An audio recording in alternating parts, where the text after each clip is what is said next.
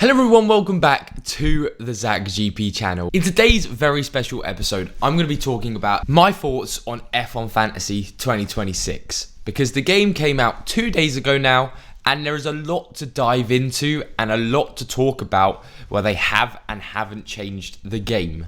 Now, I will say straight away, this probably will be a little bit of a moody video from me. So I will get in the good things that F1 Fantasy has done, and I'll talk about the great things just in general about F1 Fantasy before I say anything else, because overall, I do really like the game, obviously.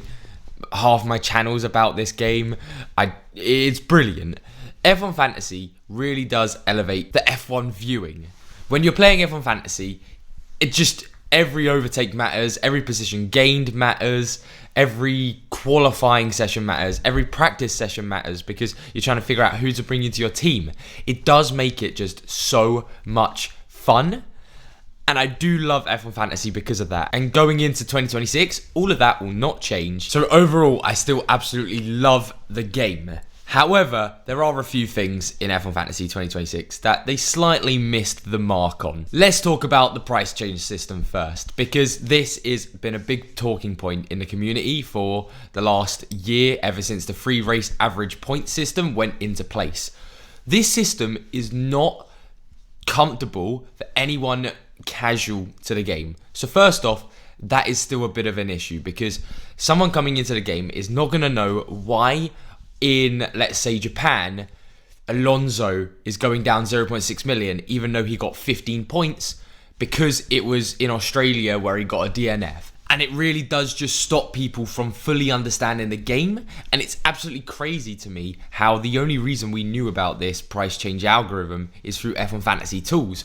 Actually, not the official F1 Fantasy site, because they're so vague about everything, and I'll get onto that a little bit later, but they can be very vague with things. The price change algorithm was a little bit sloppy, and they probably could have changed it a bit heading into 2026, which is what my thoughts were on it.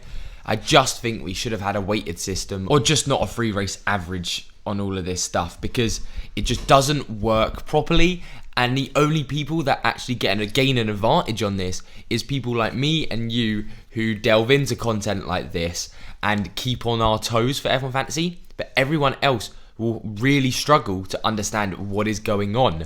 So I really do think they missed the mark on the price changing system. It also basically just becomes a who's going down, who's going up system, where B tier driver wise, especially because there's so little points between the B tier drivers, you'll have everyone going, okay, Sainz looks good, Ocon looks good, Behrman looks good, because they had 20 points last race weekend. And then you have someone who had a DNF, and you're like, you can't go near them because they're going to go down 0.6 million because of that DNF 2 or 1 race weekend to go. And that's really all it comes down to for the first half of the season for picking your teams. So yeah, it's slightly annoying that they changed that, but 2025 was good, so I can't complain too much on the price change system, because overall it's not the worst thing I've seen from F1 Fantasy. However, the next thing actually is quite scary what they've done.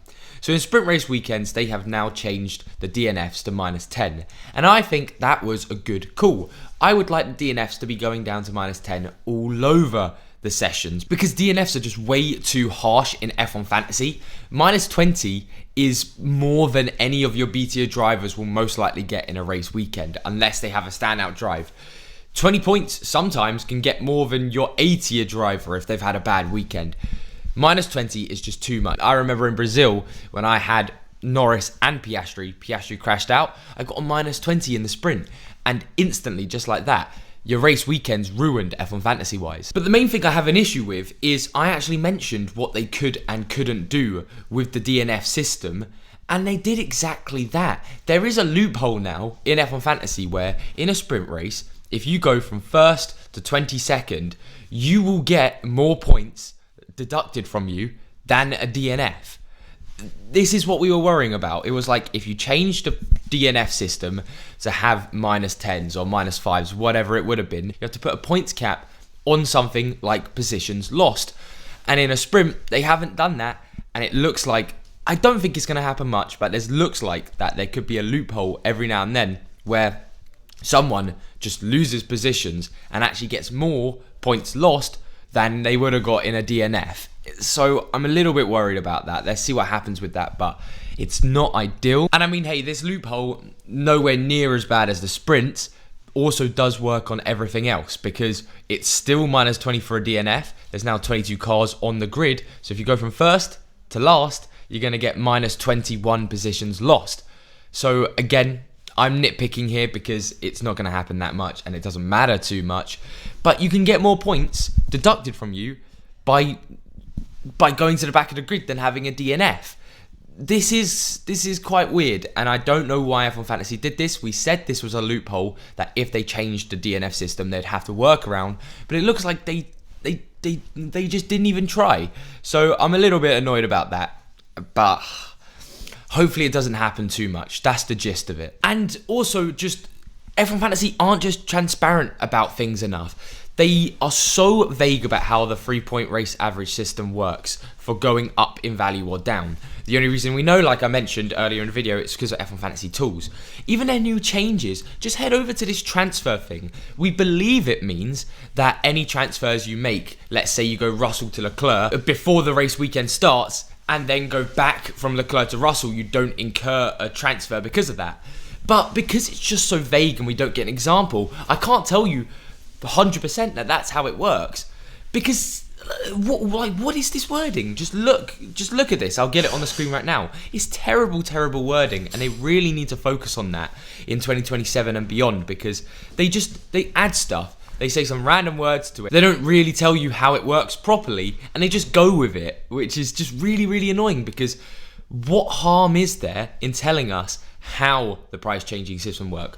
How all of these changes work for 2026. The whole point is they're telling us, oh, this is a change, look at what happens, but you're reading it and you go, hang on, what the hell does that mean? So it's a little bit all over the place. And now let's talk about the pricing in the game, because obviously all of this stuff is around just F1 Fantasy in general, but how do I feel about actually the pricing and all of the constructor assets, the driver assets? The teaser pricings were good. The Audi boys were done right. The Cadillac lads were done right. Racing Bulls were done right. But bar that, and Mercedes maybe, they proper missed the mark.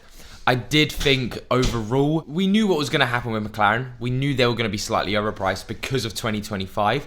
But I'm just slightly interested in how they got to the pricing they got, or if they did it before testing, because Ferrari and Haas are extremely undervalued. You have Gasly at 12-ish million, which, considering how well Haas did in testing, you'd expect Haas to be at that range. Aston Martin are just extremely overvalued as well. Williams are extremely overvalued. It really does feel like they've taken a lot of their pricing from 2025 results and not enough from testing, because in 2026, new regs, that's all we've got really to go off. It doesn't matter how well you did in 2025. It's not properly going to correlate to how well you do in 2026.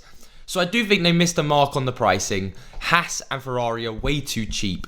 We are able to build teams with Ferrari and Haas as constructors, with Leclerc and Antonelli already, with both Haas boys. That is way too overpowered already.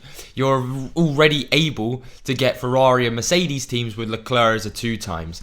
These sorts of teams are the teams that we should be really able to get a little bit later on in the season. And that's not even talking properly about the constructors as well, because we have spoken multiple times about how constructors are just too cheap in F1 Fantasy, because in F1 Fantasy, constructors get you the most points, bar your 2x option if they've had a good weekend. They shouldn't be priced at an 80 driver range. Constructors should be the most pricey assets in your team by some country mile. But what we've seen is that just doesn't happen. And it's the same thing in 2026, where constructors are the same price as 80 drivers. So overall, if you're not budget building, you're just going to bring in 2 80 constructors. Or if you're budget building, you just bring in the best 80 constructor, and then instantly you're just getting a lot of points. It is just slightly annoying how all of these oversights, they just really haven't looked into for 2026. And I really do hope F1 Fantasy 2026 still ends up being very good, because of course I really want it to. I bloody love the game. But like I mentioned, there's just all of those things I said. There's probably a couple of things I've missed as well. Comment down below all of the stuff that you don't agree with in F1 Fantasy 2026. Hey, comment down below, what do you think about F1 Fantasy overall? Are there some things you do like about F1 Fantasy? But here's the thing. I say, are there things that you like that changed? The reason I'm a little bit like is because nothing changed. They changed the league area to look a little bit nicer. But anyway, thank you all so much for watching. Make sure to like and subscribe if you enjoyed this video. Come join my league over on F1 Fantasy. We already have over 150 people in it, so thank you all so much for joining it. And hey, I'll see you all very soon for my best teams for F1 Fantasy in Australia. Take care, everyone.